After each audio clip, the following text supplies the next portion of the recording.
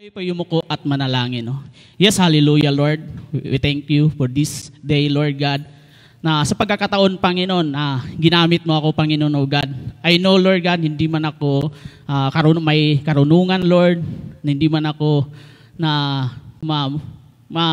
maalok ang iyong kaalaman, Panginoon, bagkus ginamit mo ako, Panginoon, dahil alam ko, Lord God, na gabayan mo ako, Panginoon.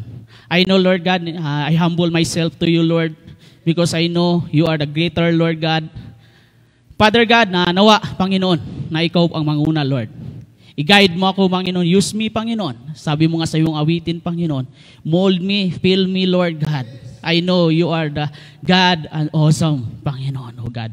We thank you, Lord God, sa pagkakataon na ito, Panginoon. I pray, Father God, na use me, Panginoon. Ikaw ang manguna sa aking Panginoon sa bawat salita ko, Panginoon, oh God. Nawa, Lord God, na mayahayo ito ng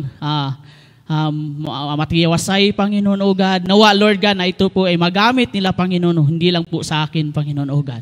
Nawa, Lord God, na itong revelation mo, Panginoon, sa akin, Panginoon, I know na ma-spread ito ng maayos sa kanila, Panginoon. Lalo na po sa online, Panginoon, O God. I know, Father God, na marami silang ginagawa, bagkus, Panginoon, inuuna kanila, Panginoon, O God. We thank you, Lord God, wala na po kaming oras, Lord God. I know, Father God, na sa lahat ng kunti lang aming oras, Panginoon, pero nandito kami, nakatayo kami, Panginoon, O God, dahil alam namin, Panginoon, na ginagabayan mo kami sa iyong presensya, Holy Spirit, na nagdadako dito sa church, Panginoon. We thank you, Lord God. Binabalik lang namin ang pinapata sa puri, parangal, pasasalamat sa pagdadakila sa pangalang Jesus. Amen at Amen. Hallelujah. Sino ba dito, no, nakaalala, madaming utos ang ating Panginoon? You know? Sa Old Testament, siguro, nasa mga 613, no? Commands o Torah o commandments ng ating Panginoon na, no? Na doon sa Old Testament, madaming utos doon, no? Na sinasabi, nandun nga, no? Bawal, no? Bawal kumain ng madami. Nandun eh. Madaming bawal. Pero, si Moises naman, binababaan niya. Amen? Naging 10. Amen? Hallelujah. Kaya nga, Panginoon, ang mga kapatid, no, na tayo dapat natin pahalagahan kung ano yung, kasi sa dami ng 613, makaya ba natin yon? Di ba hindi? Lalo na sa 10. Amen? Amen? Yung utos ng Panginoon sa 10 pa lang, failure na tayo, mga kapatid, no? Kaya nga, ito ang ating scripture today, no, mga kapatid. Yan mga kapatid, no? Basahin po natin, no? Teacher, which is the greatest commandment in the law? Sabi ni Jesus, Jesus replied, love the Lord your God with all your heart, and with all your soul, and with all your mind. This is the first and the greatest commandment. 39, and the second is like it. No? Love your neighbor as yourself. No? Sabi na sa 40, all the law, the prophets hang on in these two commandments. Amen? Hallelujah, no? Ito yung pinakamahalagang utos ng ating Panginoon. Amen? Kaya nga, no, bago pa yung lahat, no, meron itong mga nag-agam-agam sa, no, kung ano yung mga utos ng ating Panginoon. Sabi doon sa, basahin natin sa 34, no, hindi dyan, no? Nung nabalitaan ng mga Pariseo na walang magawa ang mga Saduseo kay Jesus, nagtipon silang muli at lumapit sa kanya. Sabi ng isa, no, isa sa kanila ang tagapagturo ng kautusan ang nagtanong kay Jesus upang subukin siya. Ito pala, siguro, ano yun? Law, ano siya, yung attorney ata yun. Di ba? Yung ano doon, nagtanong kay Jesus, no? Ito po yung sabi ng ating Panginoon, no? Sabi niya doon, Guro, ano po bang pinakamalagahang utos? No? Kasi nga, sabi ko nga, sa 630 na utos ng Panginoon. No? Ang dami nun. Kaya nga, binabaan ni Moises eh. Naging 10 na lang. Kaya, ang sabi naman ni Jesus, baba natin ang 2 na lang. Amen, no? Kasi, lahat ng utos na yon, sa 10 na yon, kung hindi mo mahal ang Panginoon, di ba? Pag mahal mo ang Panginoon, hindi mo kayang, di ba? Sundin yon. No? Dapat, kung mahal mo ang Panginoon, at least, nandun, no? Wala na yung, di ba? Sabi doon sa mga daming utos ng 10 noon eh, di ba? Nang ini Moises, sabi dito, no? Jesus quote this verse emphasized that ultimate commandment is the wholeheartedly love God, dictating every aspect of our being to Him, no? Making Him our top priority. Dapat siya ang ating pinapalagahan. Ito yung pagmamahal ng ating Panginoon na sinasabi sa atin ito, usapang pag-ibig to no? Usapang pag-ibig, no? Kaya nga, mga kapatid, sinasabi ko dito na kahit panong utos ng Panginoon, kung hindi naman natin kayang gawin, no, sa 10 na yon, gusto ng Panginoon, bawasan na lang ito. 2 na lang. Kasi nga, kung mahal mo ang Panginoon, kaya mo siyang sundin. Amen? Kaya mo siyang unahin. Kasi mahal mo ang Panginoon Amen? Pag mahal mo ang Panginoon, how about your neighbor? Amen? No? Yung mga enemies. Di ba? Sabi nga ng iba mahirap kaya mahalin yung mga kalaban, mga enemies, mga galit sa'yo, mga hate sa'yo. Pero yan ang utos ng Panginoon Di ba? Madami sa atin, pwede naman magmahal. Amen? No? Ng kaibigan. No? Pero, ayon ba yun sa puso mo? Ayon ba yun sa pagmamahal ng Panginoon? Amen? Kaya nga, sinasabi dito, Jesus was asked about the greatest commandment, but He went to mention in the second one. You shall love your neighbor as yourself.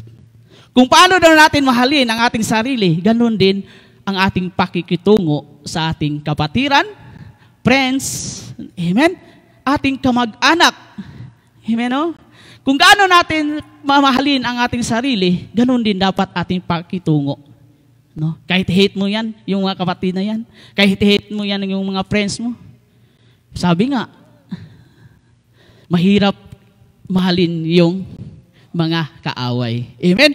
Kaya nga, ang title natin today, sa ating scripture is, yan, God's greatest commandment. Ito po yung pinakamahalagang utos ng ating Panginoon.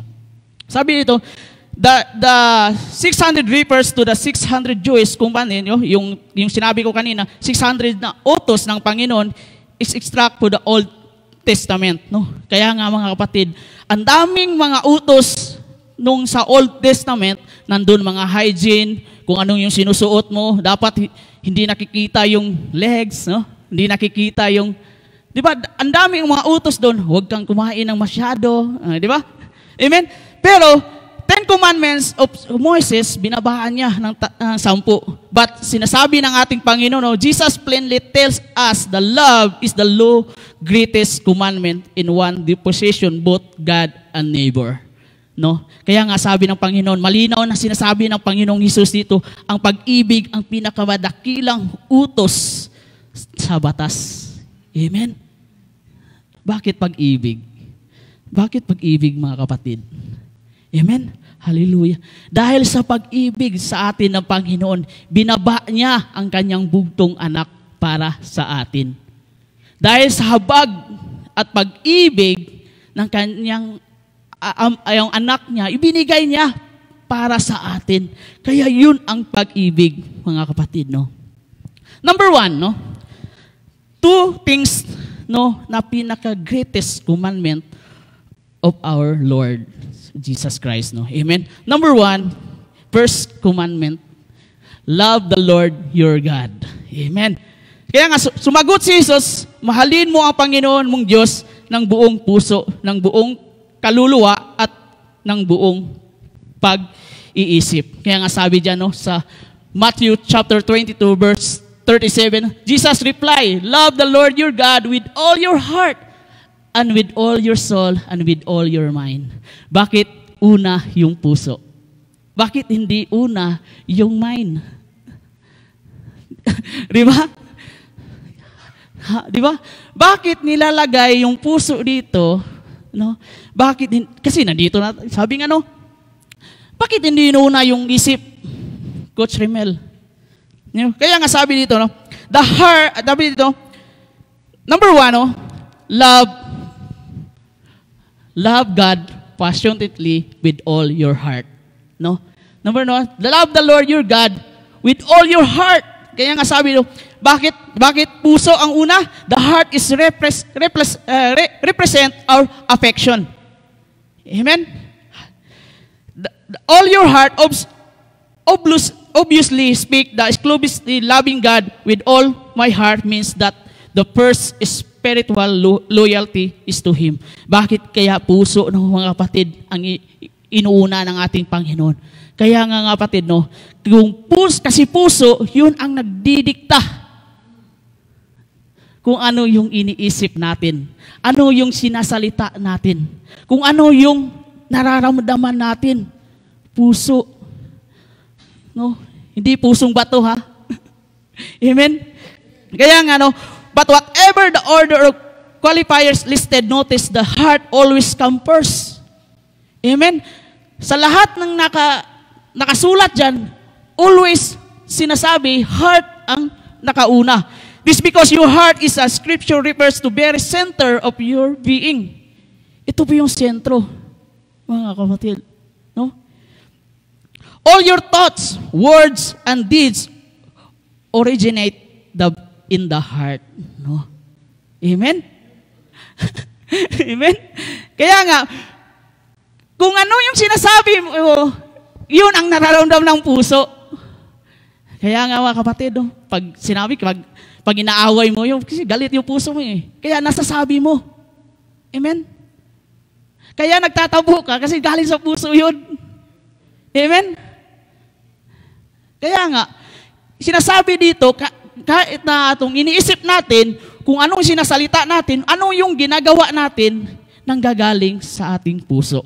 So loving God with all your heart means loving God not only with your affection, but from the very deep, sabi nga, kaibuturan ng iyong puso. Amen? Amen, no? And the center of your being, Jesus say, love the Lord your God with all your heart. Amen? Kaya nga mga kapatid, kaibuturan sa ating puso. Kaya nga sabi mo, itanim mo sa kaibuturan ng aking puso. Di ba? Di ba? Sabi nga, ililipat ko yung bundok para lang makuha ang imong oo. Di ba? Sabi na, di ba? Ganon. Madaming mga kalalakihan na ganon. Amen? Di ba? Pero wala naman sa gawa. Wala sa deeds. Di ba? Hahamakin ko ang, di ba? Sabi na, madaming mga, grabe. Pati ilog, hahamakin, pati bundok, para makuha lang ang sagot mo. Di ba? Di ba? Pero, sinasabi sa atin dito, dapat unahin natin ang Panginoon. Bakit natin unahin yung pagmamahal ng ating Panginoon? Kasi, sabi nga, siya yung unang nagmahal para sa atin. Hallelujah, no? Kaya nga sabi nga, nahanap mo na ba yung dawan mo?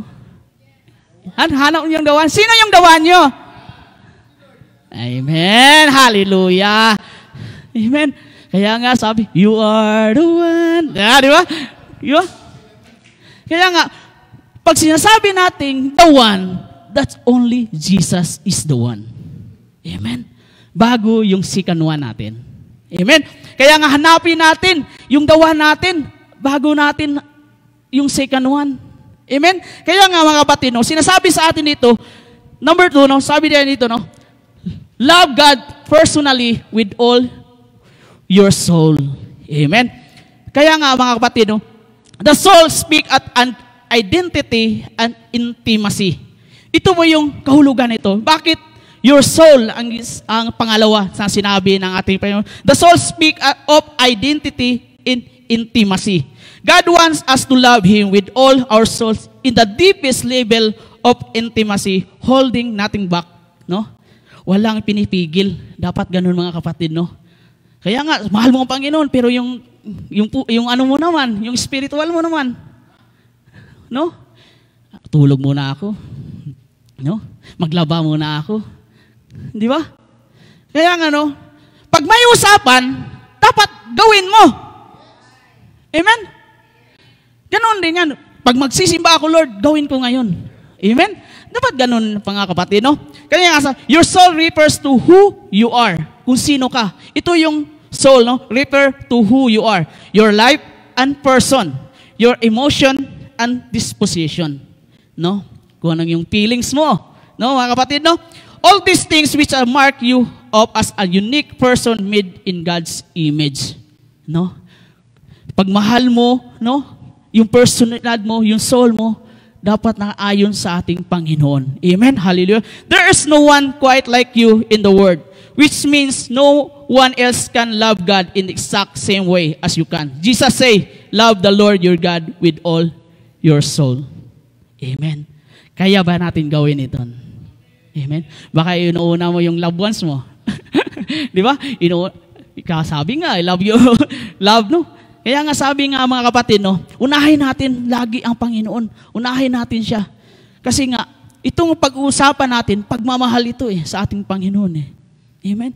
Kaya nga, ito yung utos ng Panginoon sa atin. No? Na love your God, no? With all your heart, with all your soul. Lastly, no? Sabi ng ating Panginoon, sabi diyan, love God intelligently with all your mind. Amen. Bakit sinasabi dito na kailangan natin magmahal? Na, kasi your mind refers to your thoughts, your attitudes. Amen. Bakit? No? Ito po yung mga saloobin natin, mga kapatid. Kaya nga, no, tayo mga kapatid, no, you are born as a unique individual with various personality traits. But you have also been given mind that can learn and how grow and develop. Binigyan ka ng ating Panginoon. No? Bakit mga kapatid? No? Kaya nga, yung bakit nandito yung ating isip sa taas? No? Kasi nga sabi, love is a choice. Amen? Bakit choice? Pwede natin mahalin si Panginoon o pwedeng hindi. Di ba? Pero, wala tayong choice na kundi mahalin siya. Bakit? Kasi siya yung unang nagmahal para sa atin. Amen? Kaya nga sabi nga, love is blind. Walang blind na pag-ibig. Nakikita mo. Amen? Yeah. Amen? Kaya nga sabi nga, na-blind kasi ako Natamaan kasi ako niya Di ba? Walang ganun mga kapatid. Ang pag-ibig, nakikita mo. Pwede kang mamili. No? Pwede kang, siya na ba? Siya na ba? Siya na ba? Di ba? Di ba? Kaya mga kapatid, no, para sa atin, no, nilagay yung isip natin sa taas, kahit hindi dito. Kasi ito ang dapat masunod, hindi puso. Amen? Kasi huwag sabihin natin, ano kasi ako marupok kasi ako Amen? Kaya nga, sundin natin yung isip natin, hindi dito. Kaya nga mga kapatid, no? Kasi sabi ng Panginoon dito, love God intelligently. Amen? Kaya nga mga kapatid, no? Sinasabi dito, God give you your mind and you should use it to bring glory to Him. Jesus say, love the Lord your God with all your soul. Kaya nga, binigyan ka ng Panginoon ng pag-iisip para maunawaan mo at maintindihan mo, ganun pala ang pagmamahal. Amen? Amen? Kaya nga, walang bubo sa pagmamahal. Amen? Walang bubo. Sinasabi ko sa inyo, walang bubo. Amen? Kaya nga mga kapatid, no, kung pinagdaanan mo man yung mali mo, di ba? Kaya nga kapatid, no, pag dinaanan mo yung mali mo, bumalik ka sa tunay nagmamahal sa iyo. Amen? Kaya nga sinasabing ex wala na yan Ex na yan Di ba? Past is past. Present is present. Amen? Doon tayo sa unang nagmahal sa atin, kundi ang Panginoon. Amen? Hallelujah. Kaya nga, nung nag-scroll ako, yung kinasal yung anak niya, yung pastor niya, no? Sabi na, kung iiwan mo man yung anak ko, sabi doon sa isang, yung pastor, no? Kung naano niyo, si Jaime Santiago ata yun, no? Sabi niya, kung iiwan man yung anak ko, no? Ibalik mo siya ng maayos, no? Kasi, minahal ko siya ng totoo, no? Pero, pag minahal mo yung totoo yung anak ko, bumalik ka sa kanya. Amen? Kasi siya yung mag-aayos kung anong pinagdaanan nyo, mali nyo. Amen? Kaya nga, kung tayo nagkakamali, bumalik tayo sa totoong nagmahal sa atin. Para, sabi nga sa kanta, i-mold ka. No? I-mold ka to grow you na para maintindihan mo, ito pala yung pag-ibig. Amen? Hallelujah, no? Mga kapatid, no? Kasi sabi dito sa ating scripture today, no? Love the Lord your God with all your heart, with all your soul, with all your mind. Kaya dapat natin itatak sa atin yan, no? Kaya nga, sabi, 3 bagay yun, ha? All your heart, your soul, and mind. Kaya nga, bakit nauna yung heart kaysa mind? Kasi nga, yung utak nandito, yung puso nandito, kaya siya ang mag-iisip. Amen? Kung may choice ka. Amen? Para may choice ka, at uunahin ko talaga ang Panginoon kasi siya yung una nagmahal sa akin. Amen? No? Amen? Hallelujah. No? Kaya nga, in the second commandment is, sabi dyan dito, love your neighbor as yourself. Ang sakit naman yan pag may kaaway ako. Diba? Ang sakit naman yan, no? Kaya nga, anong sabi ng Panginoon dito sa atin? Sabi niya dyan sa Matthew chapter 22 verse 13, sabi niya, in the second is like it, love your neighbor as yourself. Amen. Sabi dito, no, bakit ba kailangan natin mahalin yung kamag-anak natin, kapatid natin, no, kaibigan natin, kagaya sa pagmamahal ng aking sarili. Bigyan ko kayo ng what's that is mean to love your neighbor as yourself? Bigyan ko kayo ng sample. Simplihan lang natin, no? Love your neighbor means that you do for him whatever you want to do yourself. No? Mahalin daw natin kung ano yung ginagawa natin, kung ano yung ginagawa natin sa sarili natin, kung ano yung nakikita sa sarili natin. Ganon din yung pagmamahal natin sa ating mga neighbors o kapitbahay, kaibigan o mga family, no? Kaya sabi dito, simplihan lang natin, when you have a need, you attempt to meet it. Naintindihan po natin, no? Kapag mayroon lang kang isang pinangangailangan, gusto mong matugunan ito. No? Kung kunwari, si kapatid, naghihirap, nandun ka na umalalay sa kanya. Yun ang pagmamahal. Amen? Sabi pa rito, when you have heart, you attempt to heal it. No? Kapag nasaktan ka, sinubukan mong itong pagalingin ito. Amen? Kung mayroon tayong mga kapatiran na broken-hearted, no? Kaya nga sabi, huwag mong din yon abusuhin. Baka marong motive ka, kapatid. Di ba? Kaya nga, mga kapatid, kung meron tayong mga kapatiran nasasaktan, bilang isang Kristiyano, pwede natin idaan sa panalangin. Amen? Ganun po yung pagmamahal, no? Then, when you have responsibility, you attempt to fulfill it. Amen? Kagaya sa ministry, kulang tayo. Baka meron naman ang gustong kumaawit dyan. Amen? Kung meron naman magbibis guitar dyan. Amen? Hallelujah, no? Kaya nga, no, kung may responsibilidad, no, dito sa church, kaya natin tugunan ito. Amen? Kulang sila doon, kulang sila pastor doon, kulang magluluto doon. Amen? Kaya nga, ganun po yung pagmamahal. Amen? Hallelujah. Kaya nga, sabi nga dito, no, tayo bilang isang mga nagmamahal, no, sa ating kapwa, no, sa ating pamilya, tignan natin yung sarili natin, kamahal-mahal ba tayo? Di ba? Hello, yan! Lovable ba tayo? Di ba? Para makita nila, meron pala itong pagmamahal kay Kristo. Amen? Na dumadaloy yung pagmamahal ni Kristo sa buhay niya. Amen?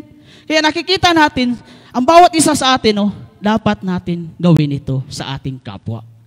No? Love your neighbor as yourself. Kaya nga sabi, number 1, no? Sabi dyan, no? Love your neighbor as yourself. You can't love your neighbor if you don't love God. Sabi nga, may filosofiya, no? Philosophy.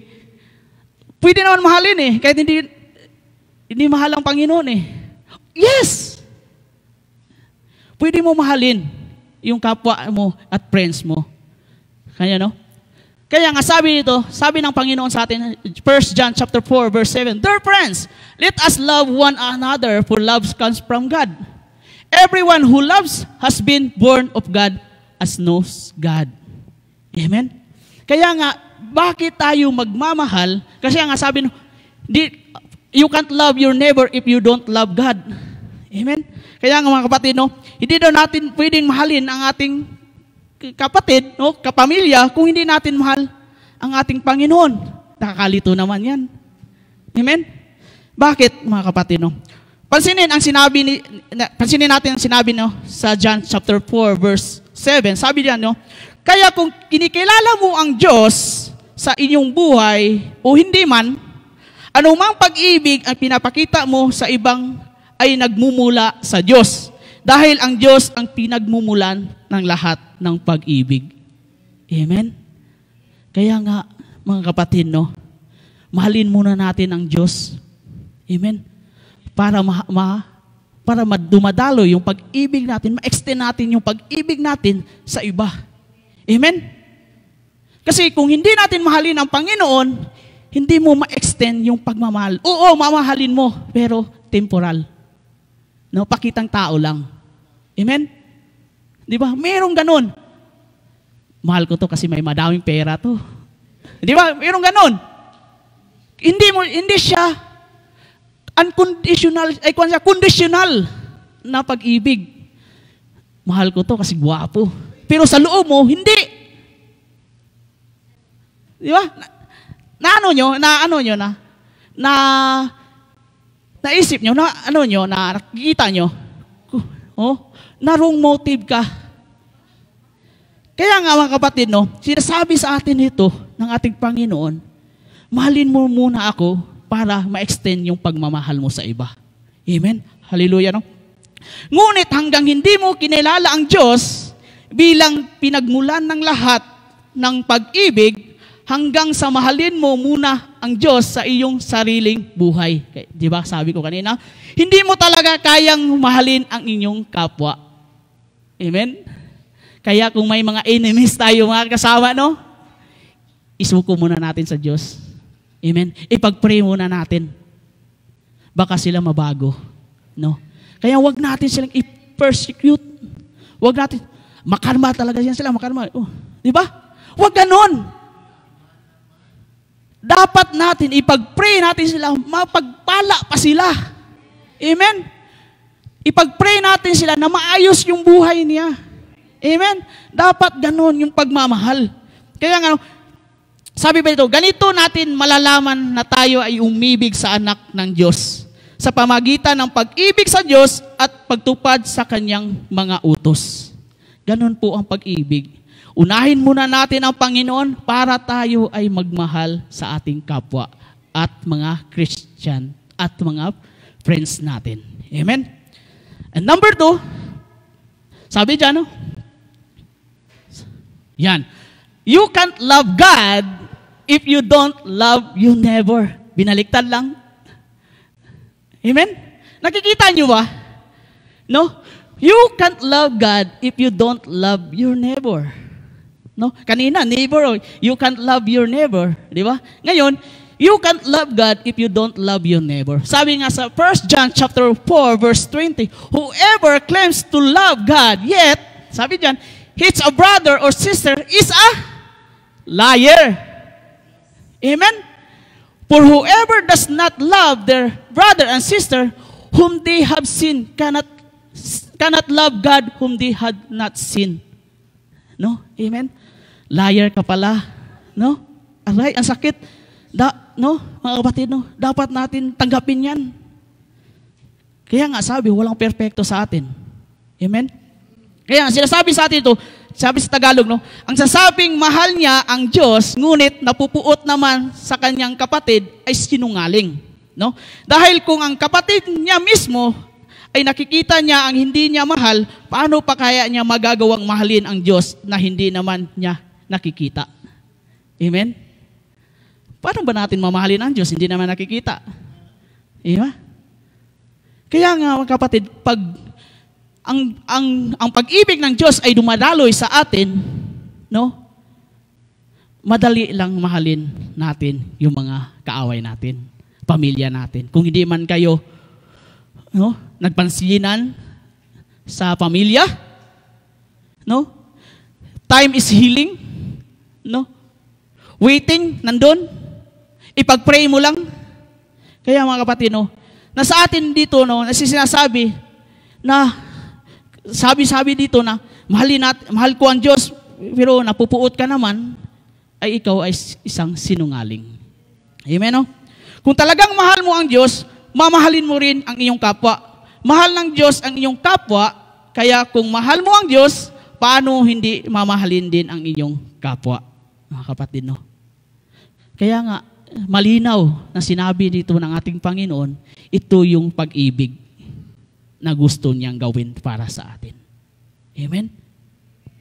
Kaya nga, no, sabi pa dito, muli ang dalawang utos ay magkasama. Ang iyong pagmamahal sa Diyos ay dumadalo sa iyong pagmamahal sa iyong kapwa. At inyong pagmamahal sa iyong kapwa ay nagpapakita ng iyong pagmamahal sa Diyos. Ang pangalawang utos, no, ay katulad ng una. Hindi mo maaring mahalin ang iyong kapwa kung hindi mo mahal ang Diyos. At hindi mo maaring mahalin ang Diyos kung hindi mo mahal ang iyong kapwa. Amen? Kaya nga mga kapatid, no, minsan sa atin, no, inuuna natin yung iba kaysa sa ating Panginoon. No? Tumatawag si boyfriend, tumatawag, no? Dito muna ako. No? Ang sinasabi dito sa ating Panginoon, unahin natin siya. No? Kung may pag-ibig tayo na may pag-ibig tayo na nararamdaman natin yung Diyos na pag-ibig sa atin, simplihan lang natin, no, na tayo ay sumunod sa Kanya. Amen? Hallelujah! Sabi pa dito, no, sa harap ng Diyos, maalala mo ang araw, kasi pag mahal mo ang Panginoon, no, maalala mo, Friday na pala bukas, no? Thursday na pala bukas, Monday na pala bukas, no, di ba? Maalala mo, kung mahal mo ang Panginoon, maalala mo ang kanyang mga gawain. Amen? Kung totoong kang nagmamahal sa ating Panginoon, hindi mo gagamitin sa maling paraan ang kanyang pangalan. Kaya nga, no, mga kapatid, no, huwag natin ayahan. Mahal ko naman ang Panginoon, pero hindi ka nagsisimba. No? Hindi ka nagpe-pray. Alam naman ang Panginoon, eh. No? Nagpre-pray naman ako, nagtatrust naman ako sa Kanya, naniniwala naman ako sa Kanya eh. Pero sigurado ka ba? Yun ba ang gusto ng Panginoon? Kaya nga, sabi nga, ano, dapat tayo magtipon-tipon. Bakit tayo magtipon-tipon? Para kung anong yung hindi nalalaman mo, ay malalaman mo. No? Kung ano yung kahinaan mo, dito, meron kang kapayapaan. May peace ka. Amen? Hallelujah.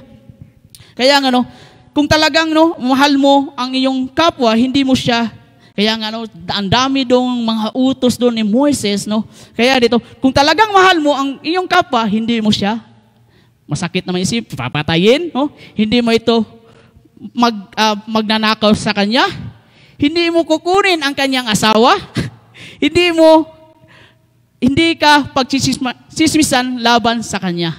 No? Ito po yung mga utos ng 10 Commandments noon. Amen? Kung mahal mo yung kapatiran mo, mahal mo yung Panginoon, no, huwag kang maging wrong motives sa iba.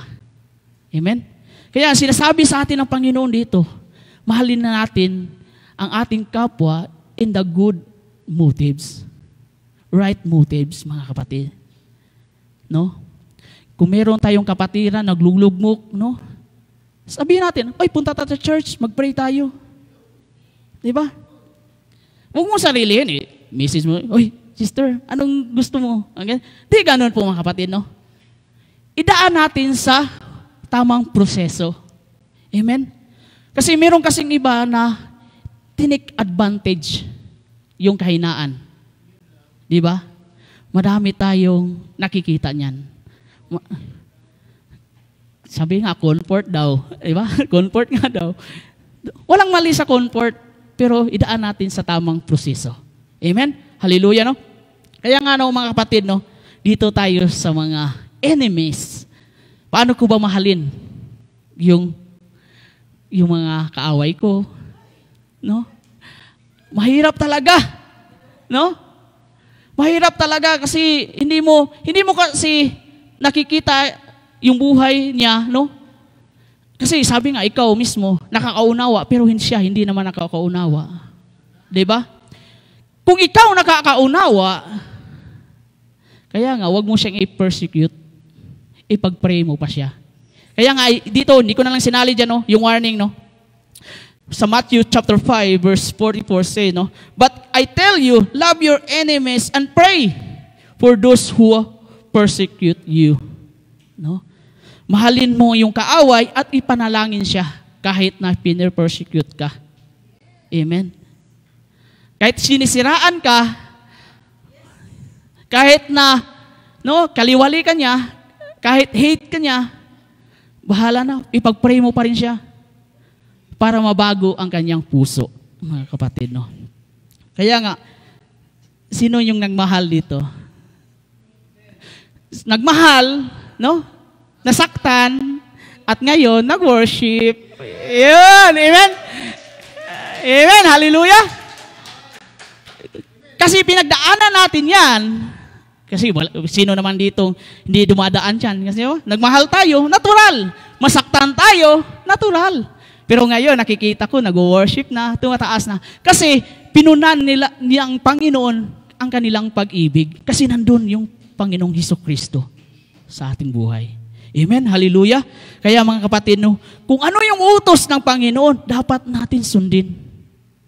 Amen? Kaya ito ating command sa atin ng ating Panginoon. John chapter 14, verse 15. If you love me, keep my commands. Amen?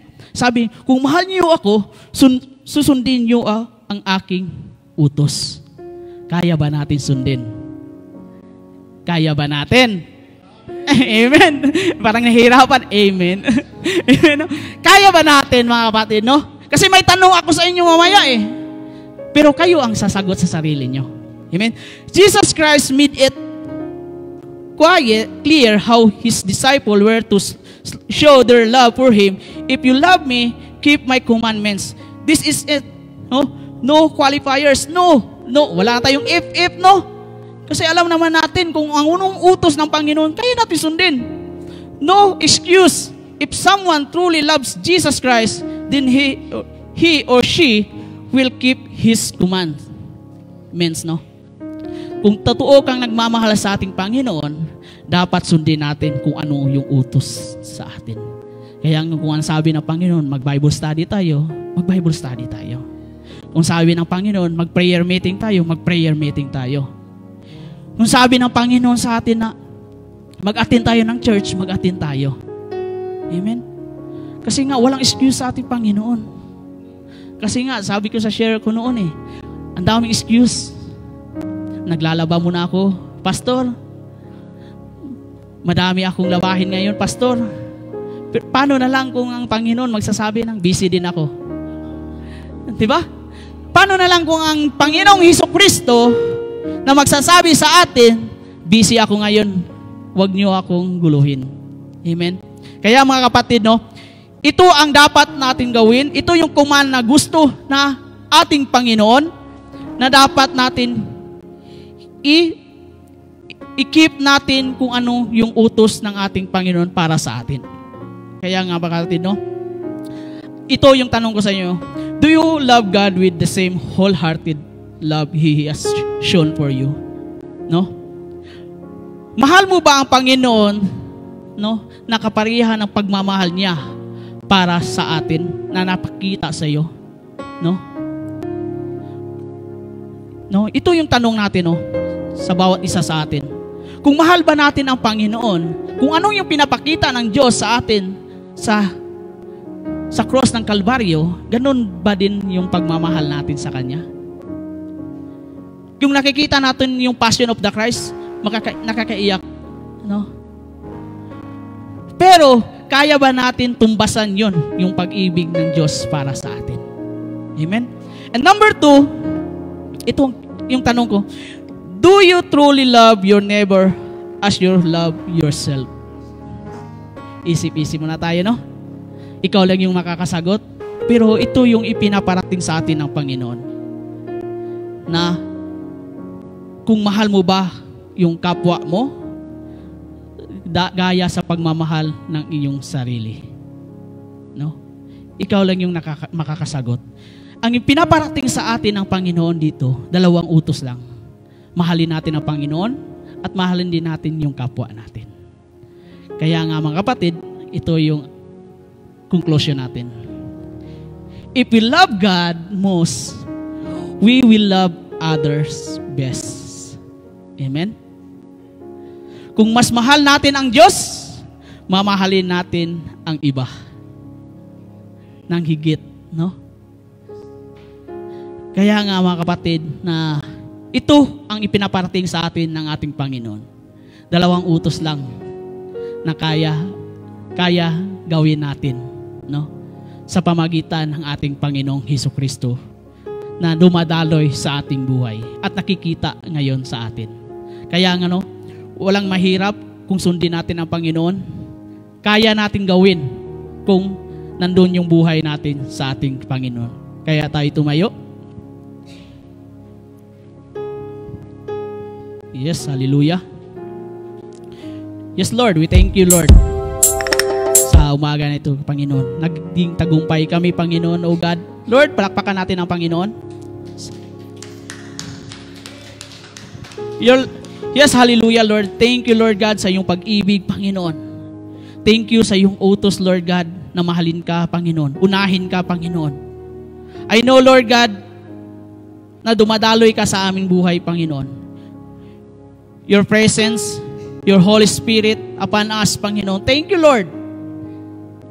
Salamat, Panginoon. Pinaparamdam mo sa amin, Panginoon, kung paano kami umibig, Panginoon. Kung paano kami ma-extend pa namin yung pag-ibig sa iba, Panginoon, O God. Sa aming pamilya, sa aming friends, Lord God, sa kapwa believers, Panginoon. Kung paano kami makikitungo sa kanila, Panginoon, O God. Lord, isusurrender namin, Panginoon, yung buhay namin, yung puso namin sa iyo, Lord. Kasi ikaw lang naman, Panginoon, ang nakakaalam, Panginoon, kung anong meron kami, Panginoon, O God. Kung anong yung nilalaman ng aming puso, Panginoon. Dahil sa pag-ibig mo, Panginoon, napupuno kami, Panginoon, sa grasya, Lord. Sa iyong mercy, Lord God, sa iyong awa, Lord. We thank you, Lord God, because ikaw yung unang nagmahal para sa amin. Lord, nakikita namin kahit may pagsubok, trials man, Panginoon, broken-hearted man, Panginoon, O God. Pero nga, Panginoon, sabi mo nga sa iyong salita, ikaw yung nagsisave, Panginoon, sa mga broken-hearted, Panginoon. I know, Father God, na ikaw ang manguna, Lord, sa aming buhay. Sabi mo nga sa iyong salita, Lord, love your God with all my heart, with all my soul, and mind.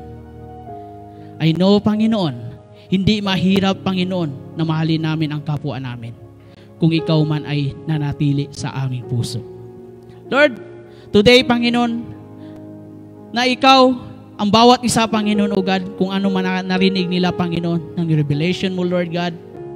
Salamat sa kanilang buhay, Panginoon. Tinanggap ito, Panginoon, ang iyong utos, Lord God, sa bawat isa, Panginoon. Salamat, Panginoon, sa online at on-site, Lord God, na nanatili, Panginoon, ngayon, Panginoon. We entrust you, Lord God, in everything kasi ikaw lang, Diyos, ang pinakadakila sa lahat. pinapasalamatan sa lahat ng mga anak ng Panginoon ay magsasabi ng Amen at Amen.